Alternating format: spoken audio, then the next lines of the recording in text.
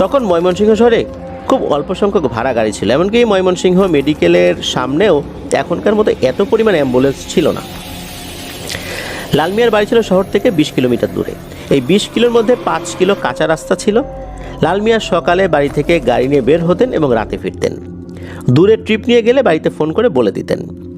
আল্লাহর রহমতে লাল মিয়ার উপার্জন ভালোই হচ্ছিল আলহামদুলিল্লাহ। অন্যদের চেয়ে কম ভাড়ায় লাল মিয়ার ট্রিপ নিতেন। লাল মিয়ার গাড়ির জ্বালানি খরচ কম, তার উপর নিজে মালিক, নিজেই ড্রাইভার, তাই ভাড়া কম হলেও ওনার ভালোই চলতো, খুব ভালো মতোই উনি পুষিয়ে নিতে পারতেন। লাল মিয়ার বর্ণনা অনুযায়ী 2006 সালের মাঝামাঝি সময় উনি ট্রিপ নিয়ে জামালপুর জেলা থেকে ময়মনসিংহ শহরে ফিরছেন। সময়টা বিকেল গড়িয়ে সন্ধ্যার আগে। ময়মনসিংহ ট্যাক্সি স্ট্যান্ড থেকে আরেকজন পরিচিত প্রাইভেট কারের যিনি ড্রাইভার, যার নাম শফিক, এই শফিক ভাই তাকে ফোন দেন। ফোনে জানান তার পরিচিত একটা লাশ ময়মনসিংহ মেডিকেল থেকে নিয়ে যেতে হবে। টাঙ্গাইল সদরে গারিন্দা বাজার নামে একটা জায়গা রয়েছে, সেখানে যেতে হবে। লাশের সাথে দুজন যাবে। তো ফোনে লাল মিয়া জানান যে শফিক ভাই, আমার গাড়ি তো ছোট, এই গাড়িতে লাশ তো আটবে না।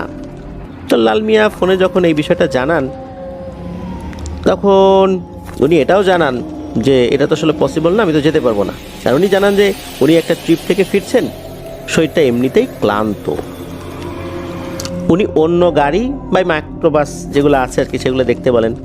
এই বলে লাল মিয়া ফোন রেখে দেন। ময়মনসিংহ শহরে পৌঁছে ট্রিপ নামিয়ে ভাড়া নিয়ে লাল মিয়া স্ট্যান্ডে ফিরে আসেন। তখন সময় আনুমানিক রাত 8টা হবে।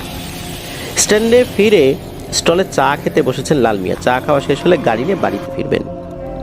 এমন সময় শফিক ভাই এসে লাল মিয়াকে খুব করে অনুরোধ করে বলেন যে স্ট্যান্ডে তো কোনো গাড়ি নাই রে, অনেক জায়গায় তো ফোন